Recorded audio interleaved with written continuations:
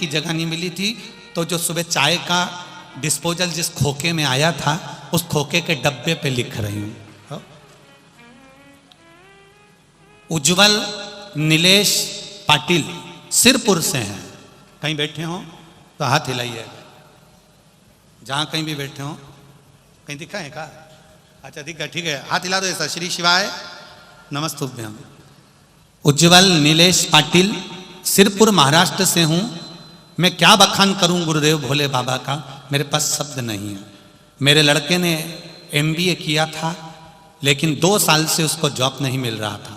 मैंने आस्था चैनल पर आपकी कथा सुनी, पशुपति व्रत शुरू किया।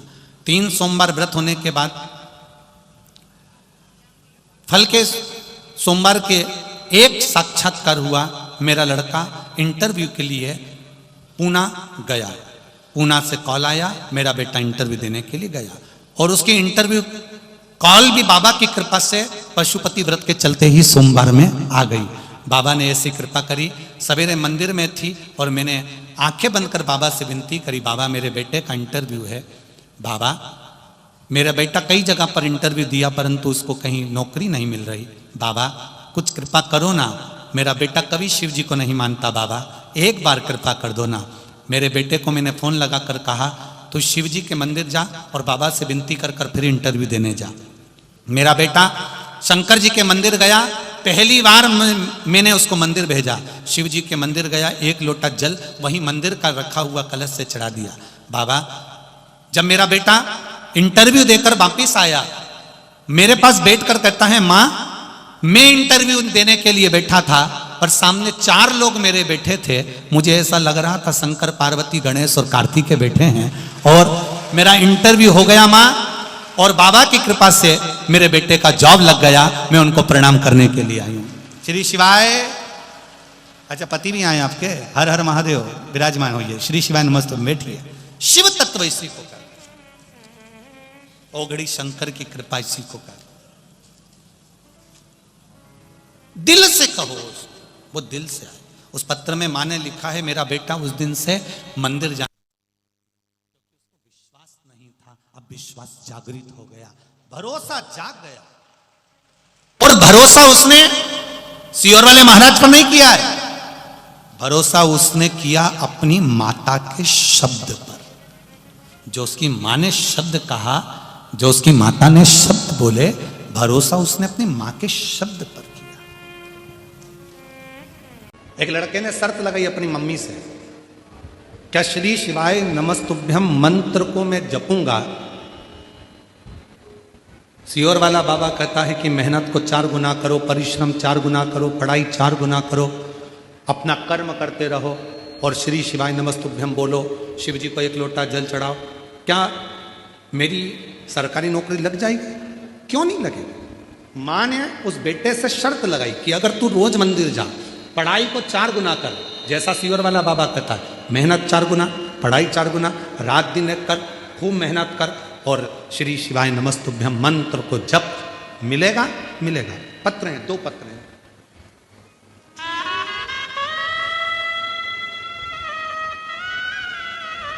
देखिए, ज्योति किरण सिंह परदेसी, पुसद जिला यवतमाल महाराष्ट्र से है। कहीं बैठी हो तो हाथ हिला सकती हैं। बेटे की जो नौकरी लगी है इंडियन नेवी में, उसका फोटो आप लोग LED पर देख सकते हैं, जिसकी इंडियन नेवी में नौकरी लगी है। और ज्योति किरण सिंह परदेसी, पुसद जिला यवतमाल महाराष्ट्र से, कहीं बैठी हो तो आ सकती हैं। और बेटा आया हो तो उसको भी ला सकते, आ जाइए, एक बेलपत्र लेकर जाइए, आ जाइए। सच्ची श्रद्धा और विश्वास होता है, वहां महादेव की कृपा अवश्य बरसती है। और उस मार्ग को दिखाने वाले गुरुदेव, आशीर्वाद आपका मिला। गुरुदेव, एक मां के रूप में अत्यंत श्रद्धा और विश्वास का कृतज्ञता मैं इस पत्र के माध्यम से आपको समर्पित करती हूँ।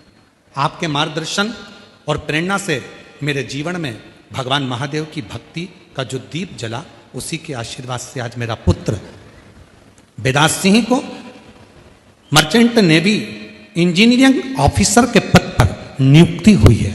मैं बाबा को यहाँ धन्यवाद देने के लिए, शिव को प्रणाम करने के लिए। एक पत्र और है जिसमें एक बेटे ने सो सारिका राहुल जगताप, पीपल खूटा, तहसील मानोरा, जिला वाशिम की रहने वाली हूँ। कहीं बैठी हो तो हाथ हिला सकती हैं। अगर कहीं बैठी हो तो हाथ हिला सकती, प्रेशर बढ़ा साउंड का। कहीं बैठी हो तो हाथ हिला सकती हैं। मैं सोसारिका राहुल जगताप, पीपल खुट्टा, तहसील मानोरा, जिला वाशिम की रहने वाली हूँ। आ जाइए, एक बेलपत्र लेकर जाइए, आ जाओ। पिछले 4 साल से 3-4 साल से पति का व्यवसाय अच्छी तरह से नहीं चलने से मेरा परिवार आर्थिक कठिनाइयों से गुजर रहा था। उसमें मेरे 2 बच्चों की पढ़ाई के खर्च वजह से हम बहुत परेशान थे। जब मैंने पहली बार आस्था चैनल के माध्यम से आपका प्रोग्राम देखा और आपके बताए हुए रास्ते पर चलना शुरू किया, हर रोज शिवजी पर 1 लोटा जल और बेलपत्र चढ़ाना प्रारंभ किया, तब से परिवार में आध्यात्मिक शांति, आत्मबल और मानसिक सुकून मिलने लगा। मुझे एक लड़का एक लड़की है। मेरे लड़के का सिलेक्शन नेवी में हुआ है और मेरी लड़की भी इंजीनियर बन गई। मैं बाबा को आज यहाँ प्रणाम करने के लिए, धन्यवाद देने के लिए आई। शिव पर करा भरोसा किसको कहता है? बेटा अपनी मां से शर्त लगाता है, क्या श्री शिवाय नमस्तुभ्यम मंत्र का उच्चारण करने पर, 1 लोटा जल चढ़ाने पर क्या शिव कृपा करते हैं? तो मां ने अपने बेटे से कहा, गुरुजी ने कहा है 1 लोटा जल चढ़ाओ, श्री शिवाय नमस्तुभ्यम बोलो, पर उसके साथ अपनी मेहनत कितनी 4 गुना ज्यादा करो। रात दिन एक करो, परिश्रम करो, पढ़ाई करो, विद्याध्ययन करो और उसका फल मिलेगा।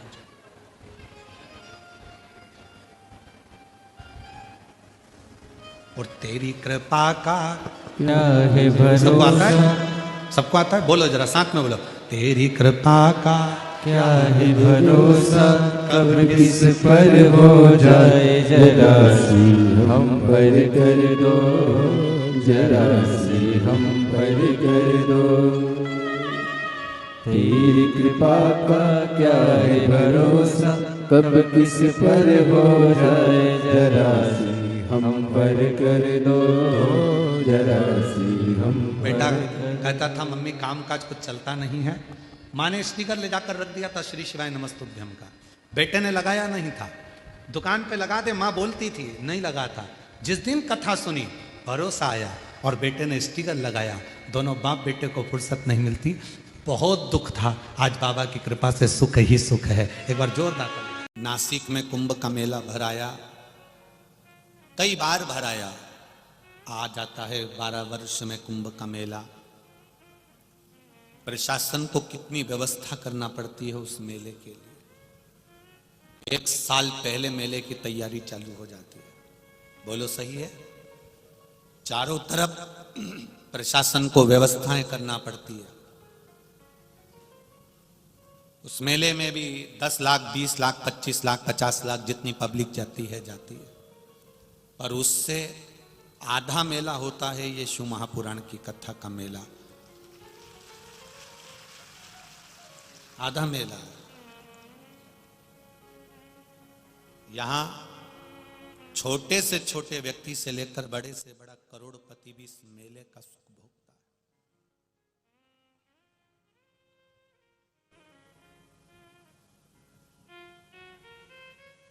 कुंभ के मेले में कभी पत्नी खो जाती है, कभी पति खो जाता है, कभी बच्चे खो जाते हैं, कभी पड़ोसी खो जाता है, कभी माता खो जाती है, कभी पिता खो जाता है, कभी बहन खो जाती है, कभी भाई खो जाता है। पर शिव महापुराण के मेले में लोग भगवान शंकर में खो जाते हैं।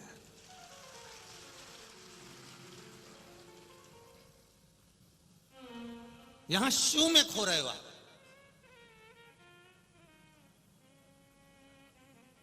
यहां कोई किसी को नहीं ढूंढ रहा। यहां कोई किसी को ढूंढने लगा भी नहीं है कि इसको ढूंढा जाए या उसको ढूंढा जाए। यहां तो केवल अगर ढूंढने में लगे हुए हो तो महादेव को ढूंढने में लगे हुए हो कि मेरा भोला, मेरा शंकर ये निश्चित है एक दिन मेरे दुख को हरने आएगा।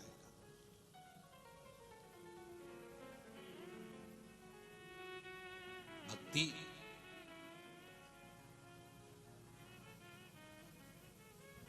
जितनी भक्ति को भर सकते हो, जितने भजन को भर सकते हो, उतना भर लो।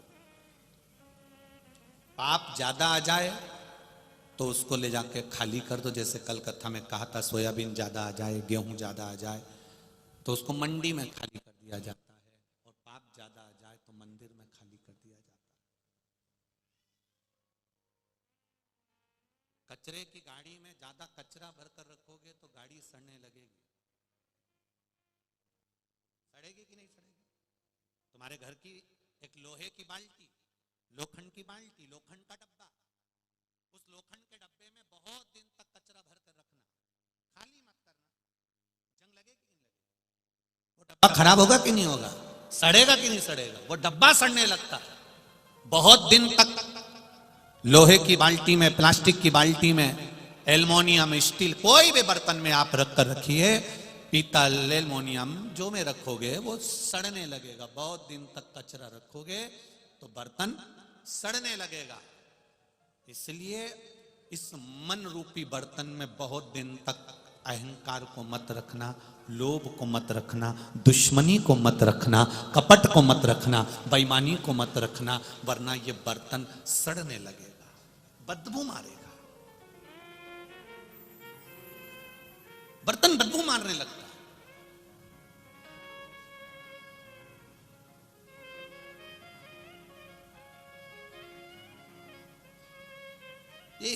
कोई कह रहा था, गुरुजी वो मेरी देवरानी का मन तो बिल्कुल भी कथा में नहीं लगता और मेरा मन कथा में लगता है। मैं टीवी चालू करती हूं और देवरानी कहती है कहां टीवी में लगे हो, कथा में लगे हो। वो टीवी बंद कर देती है। एक बात बताओ गुरुजी, घर में दो, एक बहू, एक सास, एक देवरानी, एक जेठानी, इतने लोग रह रहे हैं, उसमें से एक का मन कथा में है या दो का मन कथा में है या दो का मन मंदिर में है या भजन में है और बाकी के लोगों का मन भजन में नहीं है। ऐसा क्यों होता है? ऐसा कैसे हो जाता है? भगवान को सबको एक जैसा मनाना चाहिए ना।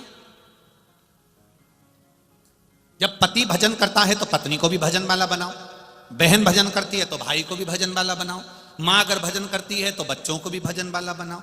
पर ये क्यों भगवान ऐसा करते हैं कि इनको बिना भजन का बना देते हैं, हमको भजन वाला बना देते हैं? हमने कहा ये आज का नहीं है, ये पुराने जमाने का है। आपने पूर्व में कोई अच्छा काम करा होता है तो इस जन्म में तुम भजन में लगे रहते हो, भगवान की भक्ति में लगे रहते हो। पूर्व के पुण्य से तुम्हें आज कथा सुनने को मिल रही है, भजन करने को मिल रहा है, सत्संग करने को मिल रहा है। भगवान मौका दे रहा है कि पूर्व में जो तूने पुण्य करा था तो ये मनुष्य का शरीर मिल गया, अच्छा शरीर मिल गया, परिवार अच्छा मिल गया, कुटुंब अच्छा मिल गया, इसको और बढ़ा ले तो तू थोड़ा भजन और कर ले। ये भगवान की कृपा से प्राप्त हुआ है। पूर्व में अच्छे थे तो आज भी तुम अच्छे हो, और पूर्व में गड़बड़ थे तो आज भी तुम गड़बड़ हो। और नहीं मानो तो एक प्रैक्टिकल करके देखना। एक डब्बी में हींग, क्या हींग जो सब्जी में डालती हो, अचार में डालती हो, एक डब्बी में हींग रख देना। डब्बी में से हींग रखने के बाद में 2-4-8 दिन के बाद वो डब्बी को खाली कर देना। पानी से धो लेना, साबुन से धो लेना, सर्फ से धो लेना, फिर खोलना सुखाने के बाद। हींग की बदबू जाएगी कि नहीं जाएगी? बोलो बोलो, जम के बोलो। नहीं जाएगी। डब्बी को कितना धोया, साबुन से, सर्फ से, पानी से, गर्म पानी से, पर हींग की बदबू, हींग की खुशबू नहीं गई। उसी तरह पूर्व में जो तुम थे वो हींग की डब्बी भले खाली कर दी, पहले अपन ना जाने क्या थे, कोई कुछ था, कोई कुछ था, 84 लाख योनियां काटी हैं, ये हींग की डब्बी ना जाने कितनी बार खाली हो गई। अगर भजन में लगे हो तो समझ लेना वो हींग की खुशबू अभी तक नहीं गई है, वो अभी तक। डब्बी भले खाली कर दी, डब्बी भले धो दी, डब्बी भले साबुन से, सर्फ से, सबसे धोई गई, पर वो हींग की बदबू, हींग की खुशबू नहीं गई। उसी तरह हमारे 84 लाख जन्म निकल गए और 84 लाख जन्म निकले, हमने क्या करा था पूर्व में, अगर हमने भजन करा था तो वो भजन की गंध आज तक नहीं गई। अपने आप आपका मन कथा में लग जाता है। और किसी किसी को डांट डांट के बिठाओ, मार मार के बिठाओ, चिल्ला चिल्ला के बिठाओ तो भी मन नहीं लगता। किसी किसी बूढ़ी बूढ़ी माताओं को देख लो, इनका खाने में मन लग जाए, सिलाई में, स्वेटर बनाने में मन लग जाए, कपड़ा सिलने में मन लग जाए, बड़ी तोड़ने में मन लग जाए, पापड़ में मन लग जाए, कपड़ा सुधारने में मन लग जाए, मेहंदी लगाने में मन लग जाए, बुराई करने में मन लग जाए। पर इनका मन किसी किसी डोकरी का ऐसा रहे कि उसको कितना भी कह दो कि भगवान के मंदिर चल, वो नहीं जाए। उसको कथा में बिठा दो तो कथा नहीं सुने, टीवी चालू कर दो कथा की तो मन नहीं लगे, वहीं पसरी जाए। वही तुम कितना ही प्रयास कर लेना वो नी पहुंचेगी। क्यों? क्योंकि हींग की डब्बी नी है, वो हींग की डब्बी नहीं है। हींग की होती तो पुराने जमाने का पूर्व का थोड़ी सी खुशबू उसमें रह जाती। अगर हींग की डब्बी होती तो थोड़ी सी गंध उसमें रह जाती तो वो भजन कर लेती। पर ये हींग की डब्बी नहीं है, ये तो अब नहीं बोलूं तो अच्छा है, ये हींग की डब्बी नहीं, ये तो केरोसिन का डब्बा है, घासलेट का तेल का डब्बा।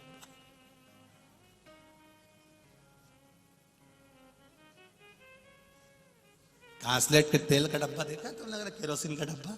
उसको भी धो दो, साफ कर दो, परंतु उसमें फिर एक गिलास पानी डाल दो तो उसमें 2-4 बूंद ऊपर तैरती हुई अलग से दिखे, ऐसे डोकरी अलग से जाए, ये मिले ही नहीं इसमें।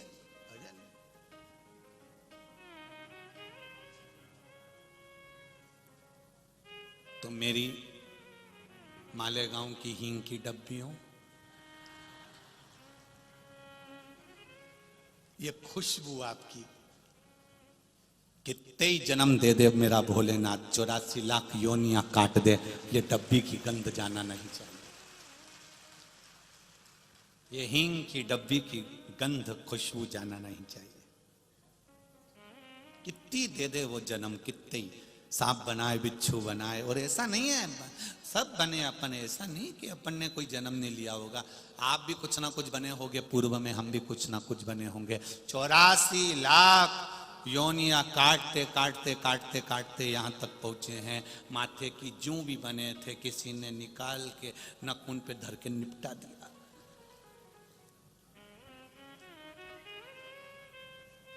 गेहूं सोयाबीन के कीड़े भी बने थे, धूप में पटक के निपटा दिया। ये तो बने शरीर दिया उसने। इस गंध को समाप्त मत होने देना।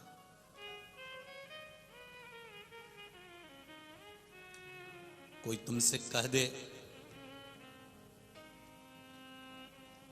होता है कभी कभी जो मकान बनता है, आपके घर में बाथरूम बनी है, बोलो तो बनी है।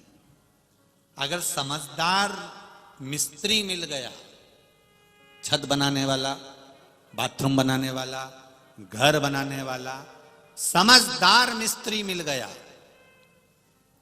समझदार मिल गया, तो वो जो बाथरूम बनाता है ना, तो बाथरूम में जब वो टाइल्स लगाता है, पत्थर लगाता है, तो ऐसा थोड़ा सा ढाल करके लगाता है।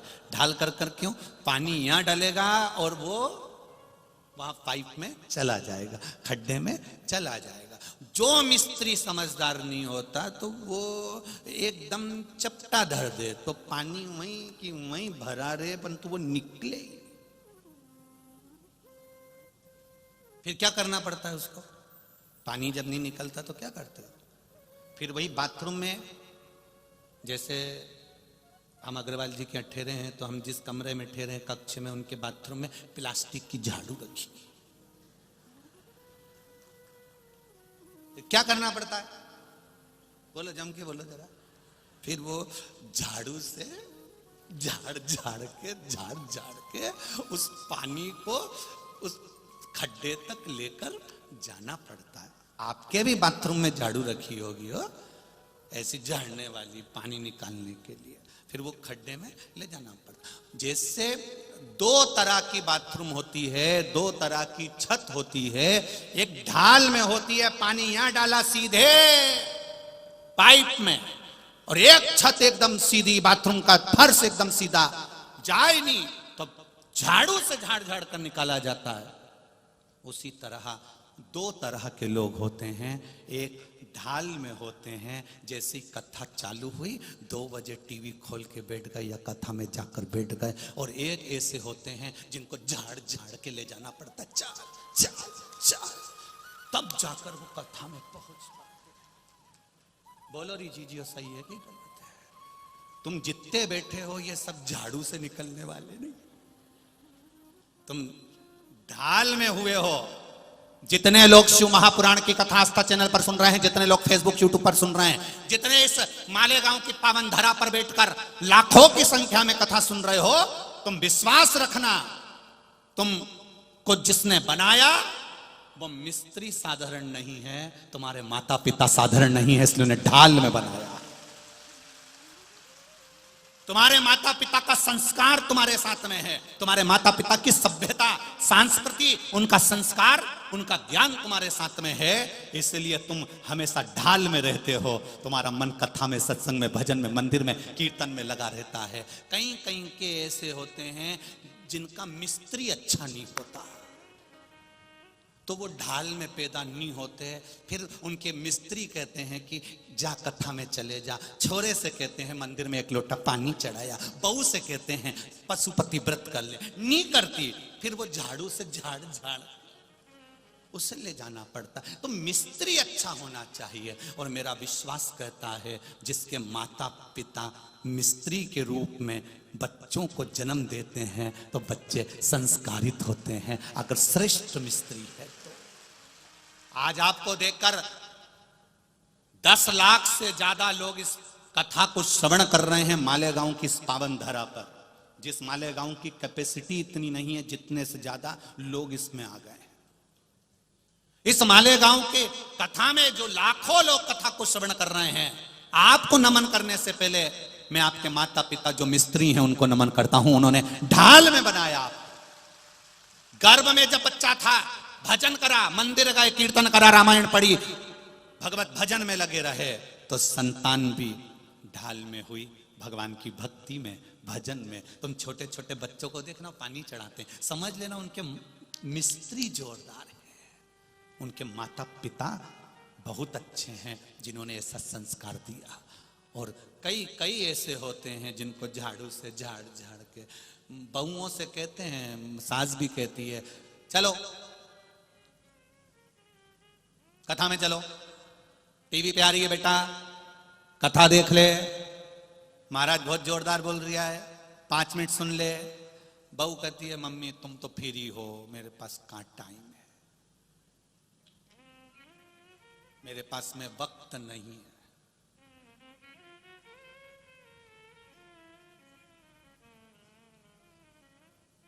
जिसके पास में वक्त नहीं होता वही कम वक्त होता है।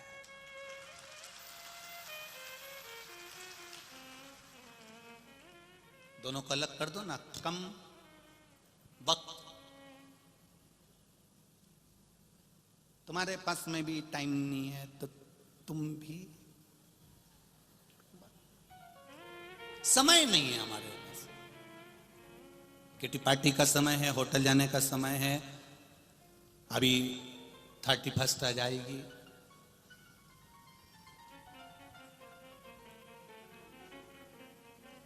समय है, पर भजन का समय नहीं।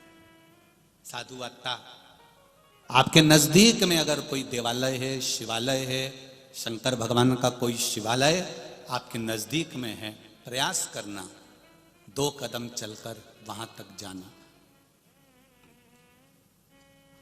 ये अंग्रेजी नया वर्ष आ रहा है, हमारा सनातनियों का